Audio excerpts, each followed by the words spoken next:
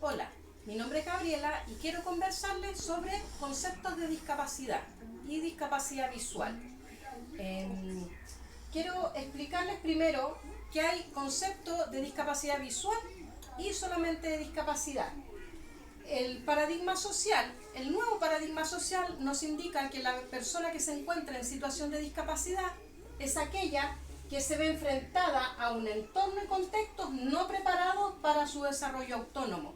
Es decir, si esta persona presenta algún déficit, ya sea una discapacidad física, visual, que es la que estamos conversando a ella, y no recibe apoyo, no recibe herramientas, esa persona debemos considerarla en situación de discapacidad, versus la que tiene esta característica o discapacidad visual, pero recibe apoyo, recibe educación, recibe herramientas, esa persona no se encuentra en situación de discapacidad.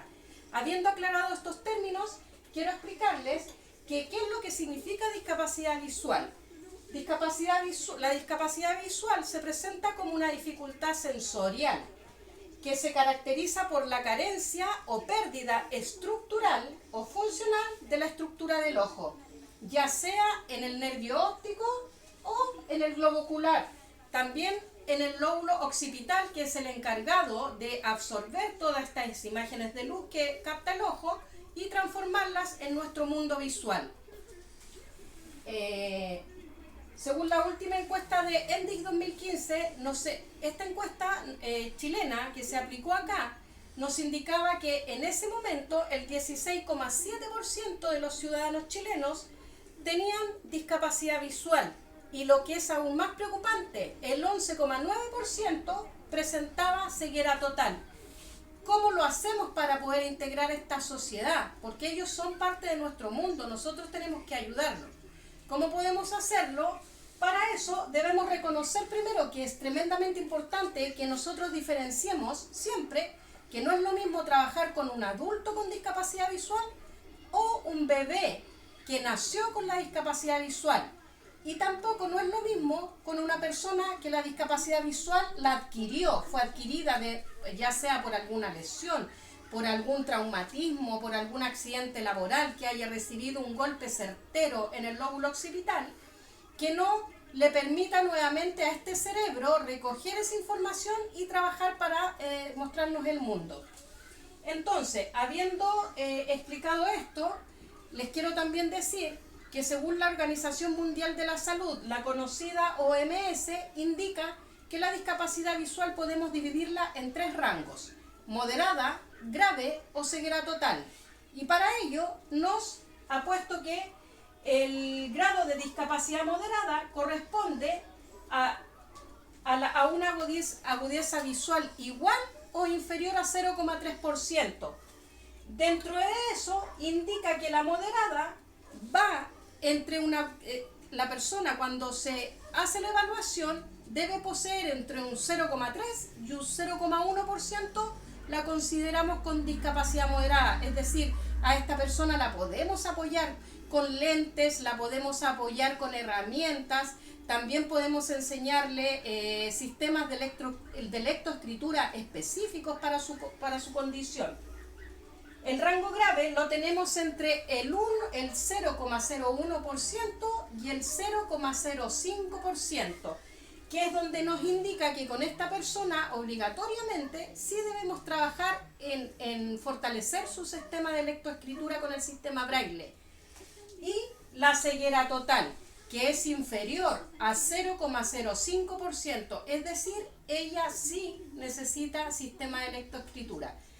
Entonces, en el decreto 170, estas mismas 3 categorías las categorizamos, valga la redundancia, solamente en 2 grupos. Las vamos a organizar, que es baja visión, donde agrupamos moderada y grave, o ceguera, que es donde agrupamos la ceguera total, que es la persona dependiente de la lectoescritura Braille. Comprendemos como etiologías que son los orígenes de la discapacidad visual, cómo se originan, de dónde vienen. Y dentro de las etiologías podemos dividirlas en 4, que la primera es hereditaria, que es donde hay padres que vienen con historial de discapacidad visual. Por ende, al momento de gestar este bebé, probablemente con este historial, este bebé también tenga muchas posibilidades de nacer con discapacidad visual. Tenemos la categoría de los congénitos, que es lo que se provoca en el embarazo, en la gestación, ya sea por antecedentes de albinismo que tengan los padres, de cataratas, en la gestación en sí, que no se desarrolle el nervio óptico, que es el encargado de recibir toda esta información. Y también podemos reconocer las accidentales, que son las que se provocan a través del tiempo, que son estas que yo les explicaba cuando las personas de repente en algún accidente reciben un golpe muy fuerte en su cabeza, dañando un lóbulo occipital, que no les permite que este funcionamiento, este cerebro, vuelva a reconocer nuestras imágenes. Y las víricas, que son provenientes de su origen de enfermedades que son no tratadas, conjuntivitis, enfermedades tumorales del ojo, que no logren ser tratadas a tiempo y dañen nuestra visión. Bueno, en educación podemos aprender que el Mineduc está trabajando con pautas para la discapacidad visual, donde tiene programas que fortalecen la discapacidad visual en adultos mayores, donde se hace entrega de herramientas, entrega de información, entrega de libros. También podemos reconocer que el ONCE, que es un programa español, ellos trabajan con revistas virtuales para personas en situación de discapacidad visual.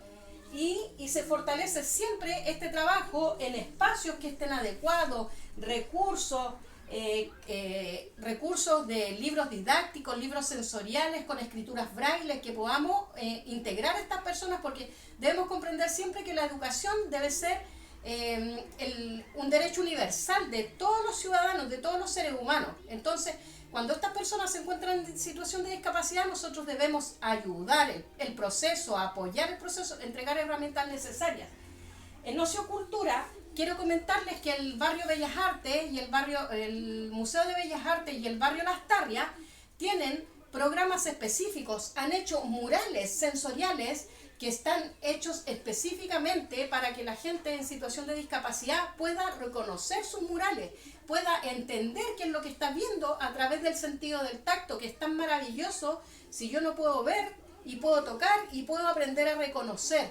¿Qué es lo que, y también eso me permite un desarrollo autónomo, funcional, me convierte en un ciudadano no dependiente.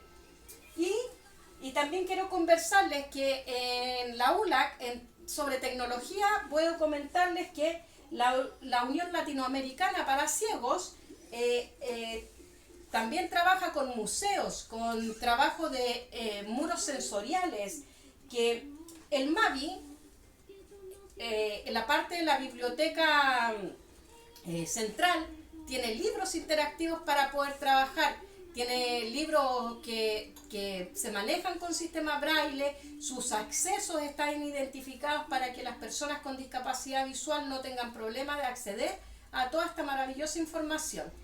Entonces, quiero dejarles esta explicación y quiero dejarles este video para que comprendamos que hablamos de etiologías y causas, que hablamos de conceptos de discapacidad, de paradigmas sociales sobre la discapacidad, por qué era tan importante, cuáles son los conceptos que define discapacidad visual la OMS y cómo los podemos agrupar y cómo también agrupamos bajo el decreto 170.